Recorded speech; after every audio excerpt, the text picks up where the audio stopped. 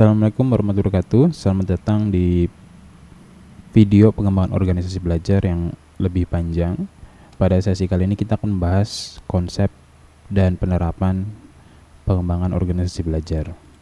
Yang pertama kita akan berbicara dulu mengenai konsep organisasi belajar.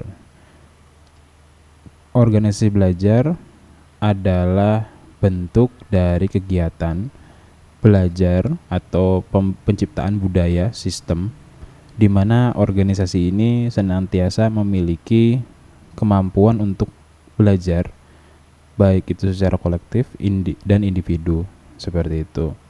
Jadi di sini disebut sebagai disiplin ya. Disiplin salah satunya itu adalah pemikiran disiplin kelima Peter Senge yang mengatakan bahwa organisasi belajar adalah kemampuan untuk berpikir sistem, penguasaan pribadi, pola mental, visi bersama, dan belajar beregu, seperti itu. Nah, nilai penting organisasi belajar adalah usaha untuk tetap eksis di era ekonomi berkelanjutan, pembangunan ekonomi berkelanjutan, yang menuntut tenaga kerja yang terdidik, terlatih, dan menguasai informasi dengan baik. Perubahan organisasi dituntut untuk menyesuaikan dengan perubahan lingkungan yang merupakan azas dari organisasi belajar. Pengembangan organisasi yang berorientasi lingkungan internal sudah tidak tepat lagi. Jadi organisasi itu sekarang lebih berusaha untuk menguasai informasi eksternal atau informasi lingkungan secara komprehensif dengan tenaga kerja yang berpengetahuan. Dan ini hanya bisa dicapai oleh organisasi yang terus berkembang, terus belajar. Nah, ini ada beberapa karakteristik organisasi belajar. Yang pertama, dalam organisasi tradisional, yang belajar itu hanya pucuk pimpinan atau SDM tunjuk. Tetapi dalam organisasi belajar, semua orang belajar, semua orang mengembangkan diri. Dalam organisasi yang tradisional, siapa yang mengajar? Itu adalah pelatih atau narasumber. Sementara organisasi belajar ini menuntut atasan itu untuk mampu mengajarkan bawahannya maupun juga bisa mendatangkan pelatih atau narasumber dari eksternal gitu ya. Lalu siapa yang bertanggung jawab terhadap kegiatan organisasi belajar atau belajarnya organisasi? Itu dalam organisasi tradisional mungkin hanya departemen diklat. Tapi dalam organisasi belajar semua manajer dan karyawan itu memiliki tanggung jawab untuk belajar, tanggung jawab untuk berkembang. Lalu kapan mereka belajar? Dalam organisasi tradisional, kegiatan belajar itu hanya ketika dibutuhkan saja. Tetapi dalam organisasi belajar, setiap waktu, setiap detik, potensi atau kesempatan yang bisa dipakai untuk kegiatan pengembangan diri itu dipergunakan untuk belajar. Sehingga pikirannya itu adalah jangka panjang. Dalam organisasi tradisional, kompetensi yang dipelajari itu adalah teknis. Tapi dalam organisasi belajar, ini bukan hanya mempelajari teknis, tapi manajerial, hubungan pribadi, dan cara belajar. Jadi ada yang bilang bahwa belajar yang paling penting itu adalah belajar cara untuk belajar. Karena metode belajar dan teknik belajar tiap orang itu berbeda-beda, sangat unik, sangat unik, sangat berbeda lah intinya, dan ini harus dikuasai secara personal gitu ya. Lalu di mana waktunya atau tempat untuk belajar? Di organisasi tradisional belajar itu dibatasi di ruang kelas, tempat kerja. Tetapi di organisasi belajar itu di mana saja, di ruang rapat, di tempat kerja, pokoknya di mana saja. Bahkan kalaupun dibawa ke rumah ya. Jadi rumah ini juga bisa menjadi pengembangan atau pewarisan organisasi belajar yang ke keluarga. Jadi keluarga dari masing-masing SDM ini juga bisa saking kuatnya budaya belajar di organisasi, di tempat kerja, itu juga bisa mendorong budaya belajar ini sampai terbawa ke keluarganya gitu. Jadi keluarganya ini juga bisa merasakan dampak dari organisasi belajar, baik itu istrinya, suaminya, anak-anaknya ini senantiasa mencintai kegiatan pengembangan diri dan belajar. Sehingga ketika dibilang waktunya untuk kapan, itu sesuai kebutuhan kalau organisasi tradisional, tapi kalau organisasi belajar itu untuk masa depan. Ketika kita bicara masa depan, ini biasanya melibatkan keluarga juga kan, maka benar-benar organisasi belajar ini adalah kegiatan yang filosofis yang menyeluruh. Motivasinya dari mana? Kalau organisasi tradisional kita itu belajar karena dituntut. Sementara di organisasi belajar, ini adalah kebutuhan kamu. Kamu ingin berkembang, kamu ingin eksis, kamu ingin memberikan dampak bagi organisasi, dampak bagi masyarakat, ya kamu harus belajar. Maka semangatnya dari dalam internal, dan ini benar-benar rasa ada volunteer, ada rasa keikhlasan, keinginan dari diri sendiri untuk berkembang, seperti itu. Yang selanjutnya karakteristik organisasi belajar. Pengembangan merupakan bagian terpadu dari setiap aktivitas, bagian dari tugas, bukan beban tambahan. Pembelajaran adalah suatu proses, bukan peristiwa. Maksudnya Pak? Jadi peristiwa itu adalah sesuatu yang pernah terjadi. Nah, ada yang bilang ijazah itu adalah tanda kamu pernah berpikir, tapi bukan tanda kamu itu adalah orang yang bisa berpikir. Maka yang paling penting adalah setiap waktu kamu harus bisa berpikir, bukan hanya di masa lalu. Gitu. Kerjasama adalah landasan dari semua hubungan kerja. Setiap karyawan bertumbuh dan berkembang dalam proses mengubah organisasi. Lalu organisasi belajar dari dirinya sendiri, para karyawan mendidik organisasi tentang efisiensi, inovasi, dan mutu. Jadi aset terbesar dalam organisasi itu adalah SDM. Uang Pak, ya uang memang berharga, tapi ingat uang itu hanya akan menjadi nilainya seperti itu jika tidak diputar. Aset akan tetap demikian, bahkan terdepresiasi jika tidak dipergunakan. Lalu metode bisa usang, waktu bisa terus habis, tetapi SDM ini adalah potensi yang terus berkembang jika dididik.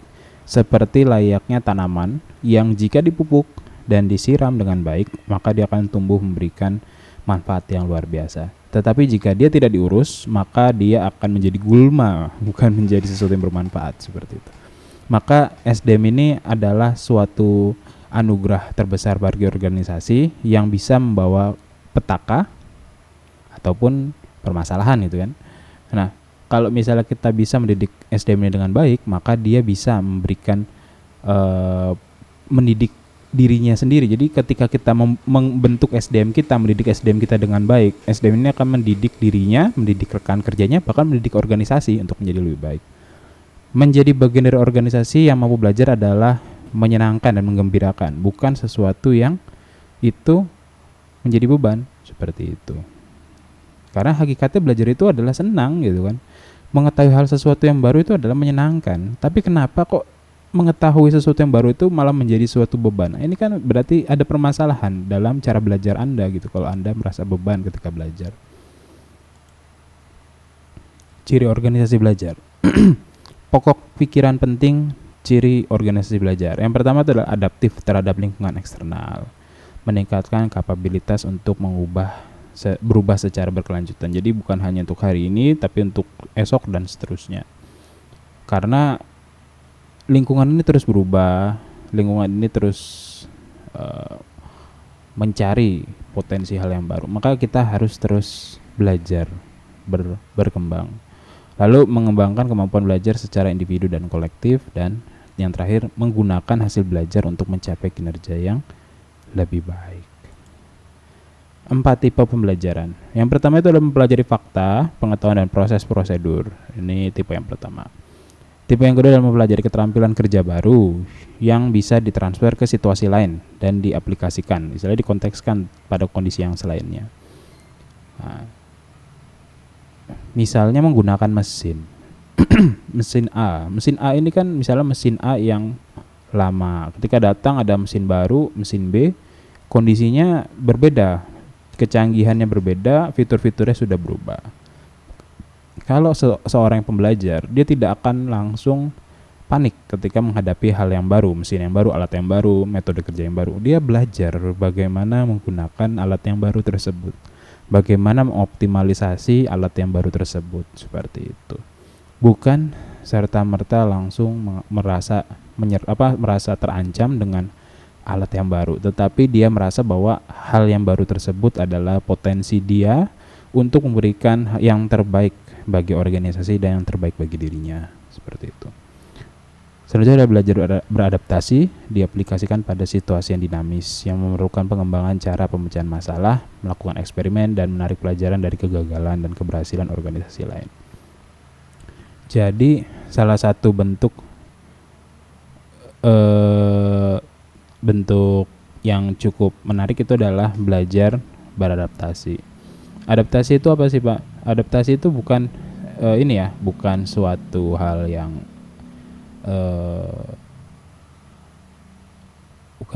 hal yang sulit ya, beradaptasi. Misalnya kita beradaptasi di lingkungan baru, kita datang ke kita pindah rumah misalnya, kita datang ke wilayah baru, lingkungan yang baru, kondisi yang berubah. Mungkin dulu di lingkungan kita yang lama orang-orangnya itu ramah, di lingkungan kita yang baru orang-orangnya kurang ramah, kriminalitas itu tinggi misalnya. Maka kita harus bisa beradaptasi, kita harus bisa meningkatkan kewaspadaan. Di tempat yang baru ternyata ada permasalahan kriminalitas dan kita tidak bisa punya pilihan lain untuk tidak ke tempat itu, misalnya karena kita pindah tempat kerja yang mungkin lebih berbeda lingkungannya dengan tempat yang dulu kita kerja. Sebagai tuntutan profesional kita juga harus pindah rumah gitu ya misalnya. Nah, kita harus beradaptasi dengan kondisi yang baru. Lantas ketika kita menghadapi kondisi yang baru ini, apa yang kita lakukan? Kita amati bagaimana lingkungan sekitar ini, orang-orang di sekitar ini bertahan di kondisi yang seperti ini. Lalu kita beradaptasi mengikuti cara mereka, bagaimana meningkatkan kewaspadaan, bagaimana meningkatkan keamanan diri gitu kan. Kalau misalnya kita pindah ke lingkungan yang baru. Begitu juga dengan ketika kita pindah ke lingkungan yang lebih ramah, misalnya lingkungan yang lebih suka orangnya itu bercakap-cakap ya. Lingkungan-lingkungan yang dimana orang itu dipandang aneh jika mereka itu menutup diri. Di lingkungan yang satu misalnya kita ketika menutup diri itu hal yang wajar karena tingkat keamanan di wilayah tersebut sangat rendah. Tetapi ketika kita menutup diri di lingkungan yang itu orang-orang terbuka, kita dipandang aneh dan kita dipandang sebagai anomali. Maka mau tidak mau kita harus membuka diri, kita harus berkomunikasi dan ramah. Nah, mengubah karakter ini yang tadinya terbuka lalu tertutup lalu terbuka lagi ini kan susah ya. Nah, tapi kan tidak menutup kemungkinan bisa dilakukan. Itu adalah beradaptasi. Manusia itu adalah makhluk yang paling adaptif di muka bumi. Lebih adaptif daripada hewan. Sehingga manusia itu bisa hidup di lingkungan paling ekstrim, dingin yang paling ekstrim, hingga panas yang paling ekstrim. Manusia itu ada di wilayah kutub utara, ada di wilayah gurun Sahara pun ada, seperti itu. Nah, permasalahannya adaptasi ini juga harus dipelajari karena cara beradaptasi itu adalah sebuah bukan hanya sebuah perilaku yang dipikirkan, tetapi ada sebuah perilaku yang dipengaruhi oleh nilai-nilai yang adaptif. Maksudnya Pak, nilai-nilai adaptif itu apa? Nilai-nilai ini harus ada nilai-nilai yang percaya bahwa berubah itu adalah hal yang lumrah gitu ya. Ada orang yang itu konservatif, dalam artian dia tidak mau berubah. Dia menganggap bahwa cara yang paling terbaik. Cara yang paling terbaik itu adalah cara saya gitu. Dia menggunakan cara-cara lama pada kondisi yang baru dan tidak mau berubah walaupun dia sudah berpindah lokasi, berpindah posisi, berpindah kondisi gitu ya. Nah, ini berarti harus menghancurkan tatanan nilai lama, tatanan nilai tradisional yang kita percayai. Kita harus terus menuju hal-hal yang baru, menuju hal-hal yang sesuai dengan kondisi kita, di kondisi terbaru kita, seperti itu adalah adaptasi.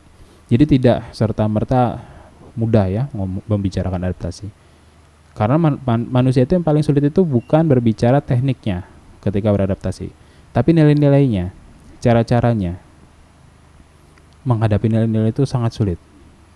Ketika nilai-nilai ini sudah berubah, dia memiliki pandangan baru bahwa caranya seperti ini, maka dia mulai menerima untuk berubahnya nilai-nilai tradisional menjadi nilai-nilai yang lebih maju gitu ya.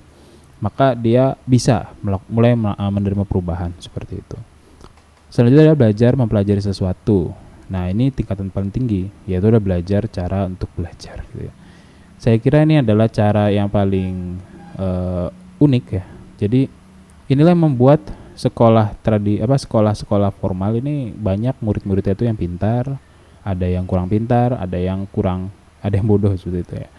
Ini bukan diakibatkan oleh kemampuan dasar saja gitu. Memang benar kemampuan dasar itu mempengaruhi, tetapi yang paling penting itu juga cara belajar.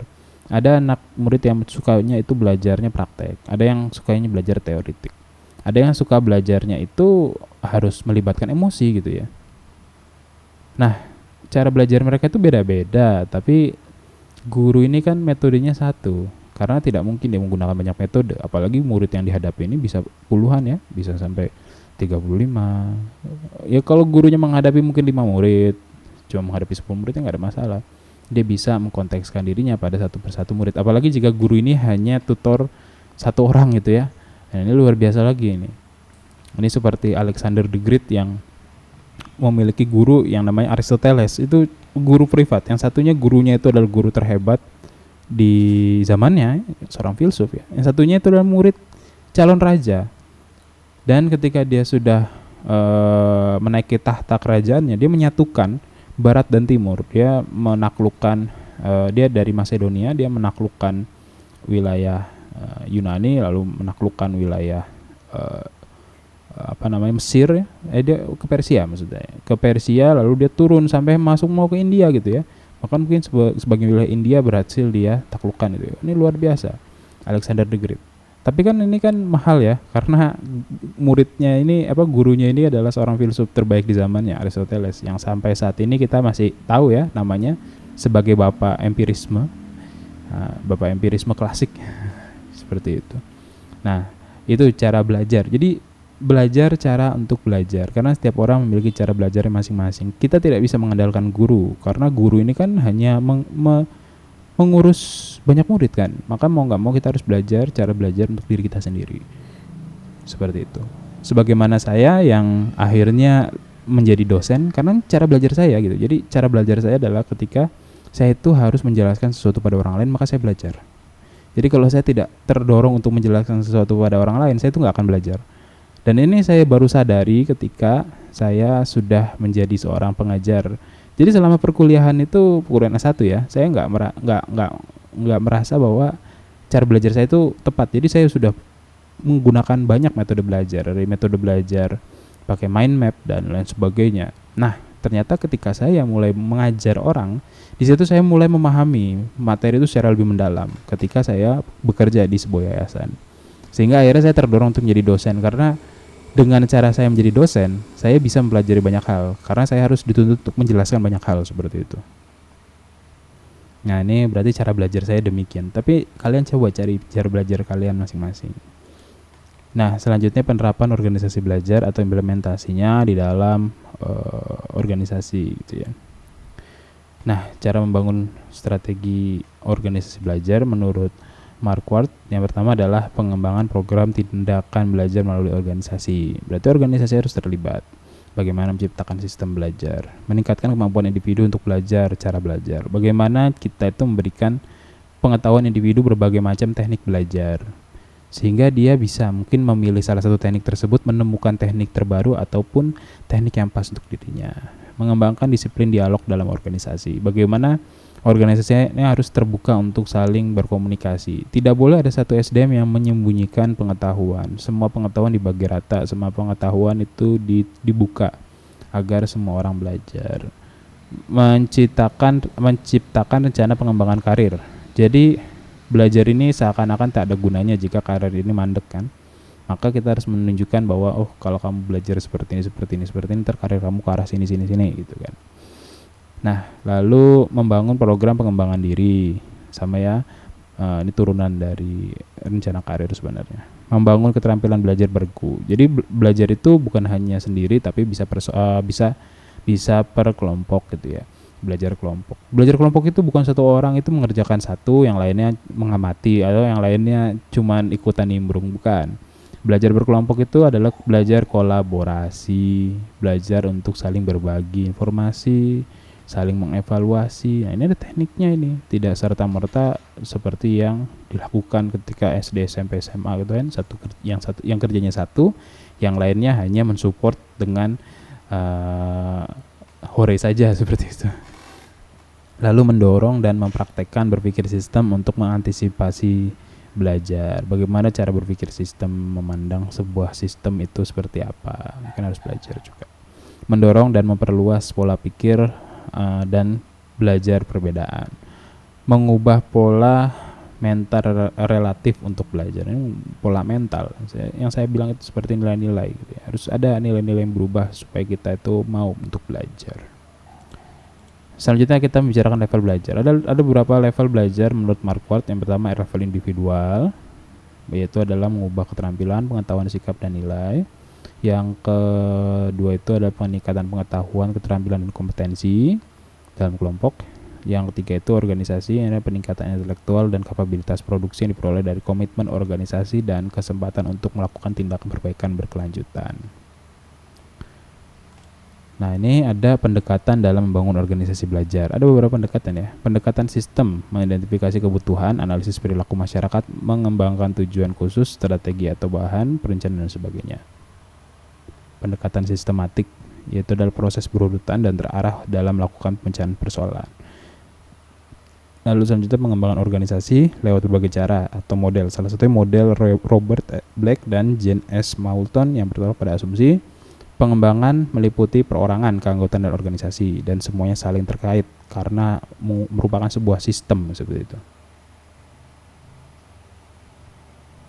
Yang kedua adalah perubahan yang efektif dan efisien perlu dilakukan dengan secara sistematik untuk mewujudkan suatu hal tertentu dalam organisasi di waktu tertentu. Lalu perilaku manusia dan kegiatan organisasional harus saling berinteraksi dan yang mungkin dapat menghambat atau sebaliknya meningkatkan kinerja. Pendidikan dan pelatihan harus terjalin agar pengembangan dapat efektif. Penalaran dan emosi harus saling terkait karena keduanya harus dimasukkan dalam pengembangan. Jadi orang itu memang berpikir tapi tergerak dengan emosi. Anda tahu itu benar tapi belum tentu Anda melakukan. Ada orang yang bilang, "Iya, saya tahu ngerokok itu salah, tapi saya nggak bisa berhenti ngerokok karena ngerokoknya itu sudah melibatkan aspek emosi." Gitu. Hubungan atasan dan bawahan dalam organisasi harus terbuka dan adanya komunikasi timbal balik. Ini kan mau belajar kan satu sama lain harus ada komunikasi. Perlunya diciptakan peluang dari dalam organisasi sendiri untuk berprakarsa dan tidak mengandalkan konsultan luar. Jadi belajar itu harus dari internal organisasi dan untuk internal. Loh, bisa dong Pak kan kalau misalnya ada informasi baru mengundang dari luar? Iya bisa, tapi kan endingnya kan kita kontekskan untuk dalam internal organisasi. Karena yang paling paham internal organisasi itu kita. Jadi kita bisa meminta orang lain untuk menjadi narasumber, tapi endingnya untuk mengkontekskan itu dalam organisasi itu urusan kita gitu. Jadi kita nggak boleh ngandalkan banget. Kita pakai konsultan dari luar, kita pakai narasumber dari luar, ya pakai. Tapi urusannya nanti dikontekskan ya urusan kalian, urusan organisasi internal kalian. Seperti itu. Setiap orang pada dasarnya ingin berpartisipasi atau terlibat dalam keputusan menyangkut dirinya. Jadi kita harus punya pandangan bahwa setiap orang itu sebenarnya mau mengurus mempengaruhi masa depannya, dia pasti mau urun sikap gitu ya. Nah, ini sama seperti pemilu. Ada orang yang apatis terhadap kegiatan politik atau acu ya. Ada orang yang itu aktif dalam kegiatan politik. Orang yang aktif itu berpandangan bahwa saya ini aktif karena saya yakin bahwa dengan aktifnya saya bisa mempengaruhi masa depan saya gitu ya. Ketika saya memilih pemimpin yang salah, maka nanti urusan kesalahan tersebut juga akan kembali kepada saya. Tapi ada orang yang apatis, saya memilih pemimpin siapapun, mereka tidak ada yang yang pasti menang adalah orang-orang yang memang istilahnya oligarki lah.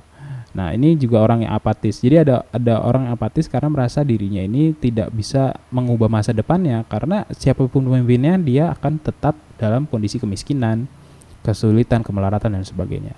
Maka tingkat partisipasi politik akan tinggi jika memang organisasi di suatu negara tersebut adanya kesejahteraan di masyarakat. Jadi masyarakat yang sejahtera akan mendorong keaktifan dalam berpolitik gitu ya. Mereka memandang bahwa kesejahteraan saya itu dipengaruhi oleh pemimpin yang saya angkat gitu ya. Nah, kalau misalnya ada orang yang memandang bahwa saya memilih siapapun, ini kan pemilu ini cuma formalitas saja, maka tidak akan ada yang berpengaruh.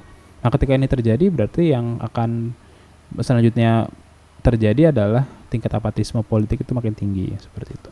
Sama di dalam organisasi, semakin banyak orang yang berpikir bahwa ketika saya terlibat masa depan organisasi akan semakin dipengaruhi oleh saya, dan ketika saya bisa memilih masa depan yang terbaik, maka saya akan menjadi pribadi atau menjadi orang yang memiliki kondisi yang baik, maka dia akan ikut terlibat dalam kegiatan tersebut, kegiatan kegiatan belajar seperti itu.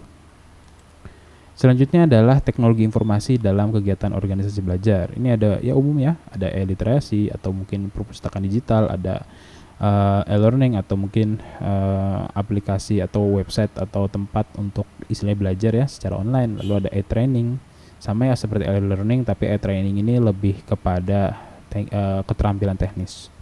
Lalu ada intranet untuk kebutuhan informasi internal dan informasi eksternal. Lalu ada peta belajar atau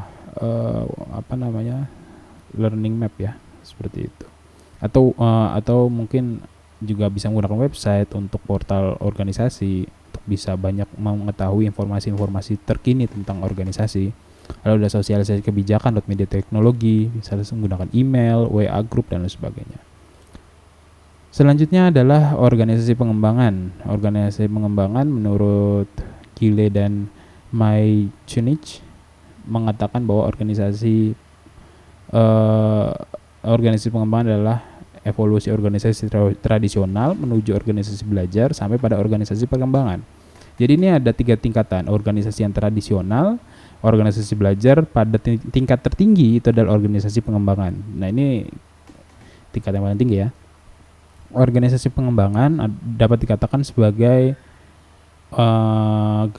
redefinisi atau reinvensi dari organisasi belajar yang ditentukan oleh 2 variabel, yaitu adalah penekanan pada pertumbuhan dan perkembangan karyawan, dampak perbaruan organisasi dan kesiapan kompetitif gitu. Jadi organisasi perkembangan ini adalah tingkat tertinggi dari organisasi belajar. Nah, organisasi perkembangan ketika bisa diterapkan di dalam perusahaan, yang pertama manfaatnya pertama apa? Lingkungan kerja itu enak ya. Jadi lingkungan kerja nyaman, kondusif dan sebagainya. Nah, bagi karyawan, kita tuh hidup dalam lingkungan dinamis dan proaktif. Kita tidak dibiarkan untuk bekerja sendiri. Kita benar-benar merasa terdorong untuk berkembang dan sebagainya. Lalu karyawan itu kompeten, belajarnya itu seumur hidup, komitmen karyawan tinggi, kepuasan kerja itu bagus, ada sinergi satu sama lain, ada partisipasi yang tinggi dari para karyawan dan sebagainya, bisa dibaca sendiri. Saya kira ini cukup bagus ya manfaatnya. Tapi masalahnya bagaimana menerapkannya? Ini kan kelihatannya bagus, tapi kan biasanya proses penerapannya yang berat gitu ya. Yang pertama itu adalah kita harus menentukan kapabilitas kepemimpinan organisasi pengembangan yang berorientasi dari dalam diri karyawan, kinerja tim dan organisasi. Merekrut, menyeleksi dan melatih pemimpin dan manajemen pengembangan. Jadi kita harus memastikan manajemen pengembangan ini terbentuk dengan baik lewat melatih pemimpin. Dan juga kita harus meningkatkan atau menentukan kapabilitas kepemimpinan organisasi. Jadi ini kita urusannya di kepalanya dulu. Kepala di dalam perusahaan ini harus bagus gitu ya. Lalu menerapkan prinsip-prinsip kepemimpinan pengembangan, yaitu akuntabilitas pribadi, dipercaya, penasihat karyawan, menghargai karyawan, kemitraan perbaikan kinerja organisasi, komunikasi efektif, berorientasi organisasi, berpikir holistik, dan pengabdian organisasi. Jadi ini pemimpinan harus dibenahi dulu, baru nanti kita mulai membicarakan menghubungkan inisiatif pertumbuhan dan perkembangan organisasi dengan strategi, sasaran, dan target bisnis organisasi. Ini berarti masuk tingkat strategi ya. Menentukan kapabilitas organisasi dan kesiapan untuk melakukan perubahan, mentransformasikan para manajer menjadi ahli bagi pertumbuhan dan perkembangan karyawan, menentukan kekuatan, kelemahan, peluang, dan ancaman dari sistem organisasi, merekayasa divisi SDM termasuk praktek dan profesionalitasnya. Nah, ini kelihatan dari awalnya mulai mengubah paradigma para pemimpinnya, kita rubah sistemnya gitu ya. Menerapkan perencanaan SDM, rekrutmen, dan proses seleksi untuk memperoleh karyawan dengan kesiapan tumbuh dan berkembang. Jadi bukan cuma karyawan yang bisa menjadi beban gitu ya, tapi karyawan bisa mendorong perkembangan organisasi. Mengimplementasikan pendekatan belajar berkembang, menciptakan program pengembangan karir yang membangun kekuatan dan membina kelemahan karyawan, mengimplementasikan keselarasan kinerja pada level organisasional dan level individual, desain ulang program kompensasi dan imbalan untuk mendukung kepuasan kerja, dan yang terakhir mengevaluasi dampak dan kegiatan pendekatan organisasi pengembangan terhadap peluang bisnis jangka panjang. Implementasi organisasi belajar dalam manajemen. Swanson dan Holson memandang organisasi belajar sebagai strategi untuk meningkatkan kinerja yang dipengaruhi beberapa faktor. Yang pertama adalah faktor belajar, khususnya perbaikan belajar pada level tim dan organisasi yang akan meningkatkan inovasi organisasi. Lalu ada penerimaan strategi organisasi belajar sesuai bagi organisasi untuk memasuki pasar, di mana inovasi menjadi penggerak kinerja pokok. Inovasi yang diharapkan menghasilkan perbaikan hasil kinerja yang meningkatkan keunggulan kompetitif bagi organisasi.